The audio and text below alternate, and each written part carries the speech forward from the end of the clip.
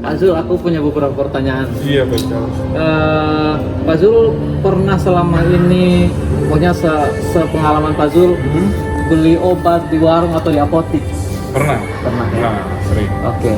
Belum pernah. Pernah? Pernah ya? Siap, tidak pernah. Pernah.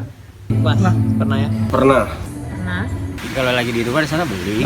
Kalau beli obat di warung atau di apotik itu kalau lagi seperti apa, kondisi seperti apa? Kalau nggak lagi kurang fit aja sih, biasanya saya ke apotek itu beli vitamin gitu.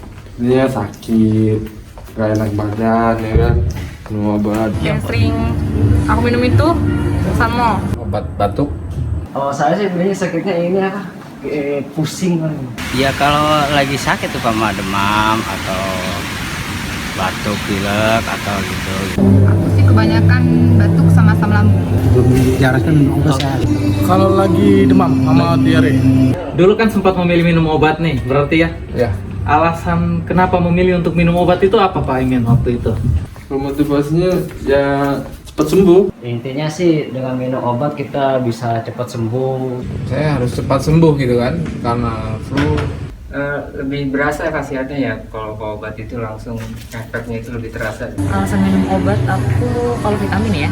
Kalau vitamin biar lebih fit lagi aja. Supaya mengobati lah biar nggak batuk itu, maksudnya nggak biar nggak sakit. Agar cepat sembuh. Biar cepat pulih gitu. Iya. Tanpa harus bawa ke rumah sakit.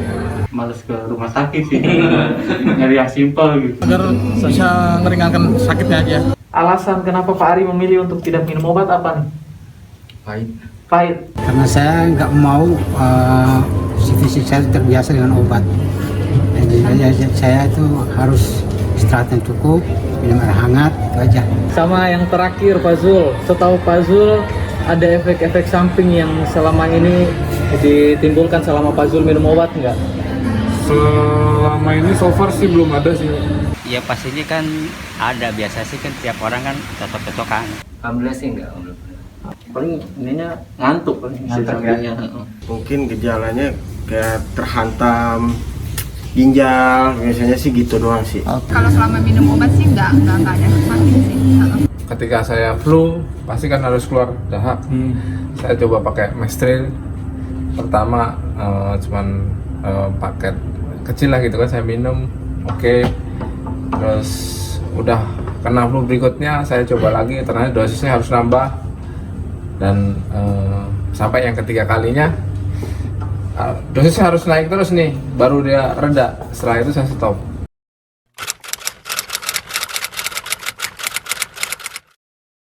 Oke, kali ini gue mau bahas tentang penggunaan obat-obatan, konsumsi obat-obatan. Selamat datang bagi kalian yang baru bergabung, lu lagi ada di channel Betangkat Suara. Jadi materi kali ini gue buat berdasarkan pengalaman gue selama bekerja sebagai seorang tenaga medis, di mana tidak sedikit orang yang datang ke gue minta obat dengan keluhan ringan dan berharap cepat sembuh. So, here we go.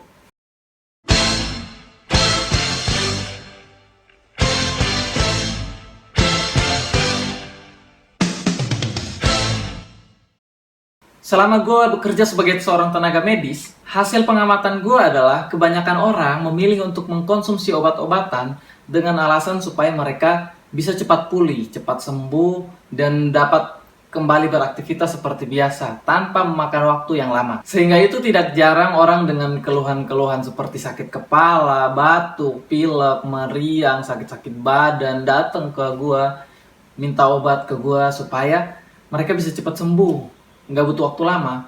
Padahal perlu kita perhatikan bahwa pada dasarnya obat ini adalah bahan kimia yang jika masuk ke dalam tubuh akan dikategorikan sebagai zat asing, sesuatu yang asing. Dan sesuatu yang asing itu otomatis akan diusahakan untuk dikeluarkan dari dalam tubuh atau dihilangkan dari dalam tubuh. Sehingga konsumsi obat dalam jumlah berlebih atau jumlah banyak, jangka waktu lama, dosis yang terlalu tinggi akan membebani kerja hati dan ginjal. Kenapa? Karena dua organ inilah yang berfungsi paling keras, bekerja paling keras untuk mengeluarkan racun-racun tersebut dari dalam tubuh kita. Secara umum bisa kita kategorikan efek obat itu ada dua. Efek yang diharapkan atau efek yang tidak diharapkan. Atau kita lebih sering menyebutnya dengan efek terapeutik dan efek samping.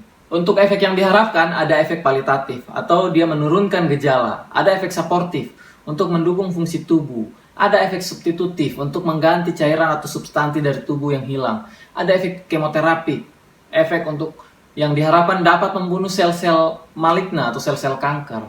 Efek restoratif, efek untuk mengembalikan fungsi tubuh seperti sedia kala. Dan efek kuratif, efek yang menyembuhkan kondisi tubuh seseorang seperti sedia kala kembali.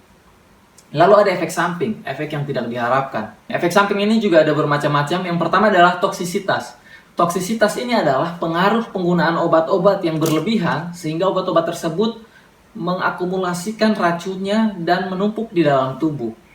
Lalu ada efek alergi. Efek alergi ini paling sering di antibiotik.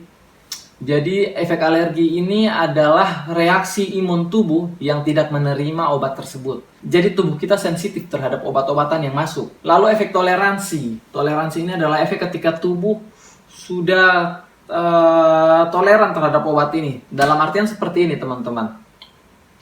Pada saat awal kita penggunaan obat dengan anggaplah dosis 50 mg sudah mendapatkan hasil yang diinginkan pada saat itu. Tapi dengan penggunaan obat dalam jangka waktu panjang, untuk mendapatkan efek yang sama, penggunaan dosis perlahan harus ditingkatkan menjadi 100 mg contohnya. Inilah yang disebut dengan efek toleransi. Artinya tubuh sudah mulai terbiasa dengan zat-zat seperti itu sehingga dia memberikan toleran terhadap bahan-bahan kimia yang masuk ke dalam tubuh kita. Lalu ada efek idiosinkratik, ini adalah efek-efek lain yang tidak diharapkan. Lalu ada efek interaksi, efek ini biasa terjadi dengan orang yang menggunakan obat banyak dalam waktu bersamaan. Jadi ada efek dari obat-obat yang saling bertabrakan sehingga tidak menimbulkan efek apa-apa atau justru menimbulkan efek yang justru sangat tidak diharapkan. Bisa juga dengan penggunaan obat, minum obat dengan susu, kopi atau teh. Nah, zat-zat tersebut itu bisa bertabrakan reaksinya di dalam sehingga tidak menimbulkan efek apa-apa, tidak maksimal, atau justru menimbulkan efek lain yang tidak diharapkan. Lalu efek samping berikutnya adalah iatrogenic. Ini adalah efek akibat penggunaan obat-obatan sehingga berhubungan dengan penyakit yang lain. Pada dasarnya tubuh kita sudah memiliki sistem pertahanan tubuh yang kita sebut dengan sistem imun. Jadi sistem imun inilah yang akan membunuh virus, bakteri, jamur atau hal-hal asing yang masuk ke dalam tubuh sehingga sel-sel kita dapat mereparasi dirinya kembali, memperbaiki dirinya, memperbaiki fungsi sel-sel yang rusak. Nah, permasalahannya, jika kita dengan sakit-sakit ringan sedikit-sedikit minum obat, maka kemampuan yang gue sebutin tadi akan menurun. Jadi tubuh lebih gampang sakit, lebih gampang membutuhkan obat-obatan, tubuh lebih gampang bereaksi terhadap bahan-bahan kimia, lebih toleran terhadap bahan kimia. Fungsi alami tubuh untuk memperbaiki diri, untuk membunuh virus seperti yang dulu sudah mulai menurun akibat penggunaan obat-obatan dalam jangka waktu panjang. Lalu ada orang-orang yang bereaksi terhadap obat dalam dosis sekecil apapun. Orang-orang ini yang pada saat ini kita sebut dengan orang-orang yang hipersensitif terhadap obat. Padahal Dr. Hiromisinya dalam buku The Miracle of Enzyme dia tuliskan bahwa justru inilah kondisi alami seseorang. Bereaksi terhadap bahan-bahan kimia yang bukan yang asing bagi tubuh sehingga dia bereaksi untuk keluarkan itu segera mungkin. Justru penggunaan nikotin, kafein, alkohol, tembakau, makanan-makanan dengan bahan-bahan kimia, bumbu-bumbu pengawet, bumbu-bumbu penyedap rasa dengan bahan kimia, hal-hal seperti inilah yang justru menurunkan sensitivitas dari sel-sel imun kita tersebut, sistem imun kita tersebut. Sehingga perlahan-lahan tubuh membangun toleransi terhadap zat-zat kimia tersebut dan kita tidak sensitif seperti dulu. Kita tidak sensitif lagi terhadap bahan kimia. Dan dia juga tuliskan bahwa semakin cepat efek yang ditimbulkan oleh suatu obat, maka semakin besar pula racun yang ditimbulkan oleh obat tersebut. Lalu mungkin teman-teman berpikir bahwa mungkin obat herbal jauh lebih aman daripada obat kimia, tidak memiliki efek samping. Oke, jadi persepsi bahwa obat herbal lebih aman dari obat kimia itu tidak mengubah fakta bahwa obat herbal tersebut juga zat asing yang masuk ke dalam tubuh, di mana jika kita konsumsi terus-menerus dalam jangka waktu lama dapat mengakibatkan beban kerja terhadap hati dan ginjal seperti yang gue sebutin tadi. Jadi teman-teman, kalau teman-teman sakit dalam artian sakit ringan, batuk, pilek, sakit kepala, flu, pusing, sakit tenggorokan, lain-lain semacam itu, gak usah sedikit-sedikit minum obat. Dengan teman-teman konsumsi obat, itu hanya menurunkan gejalanya, tidak mengubah fakta bahwa proses perbaikan dari tubuh kita membutuhkan waktu. Contohnya teman-teman batuk pilek, minum obat, tapi tetap butuh waktu untuk mengembalikan fungsi tubuh seperti sedia kala.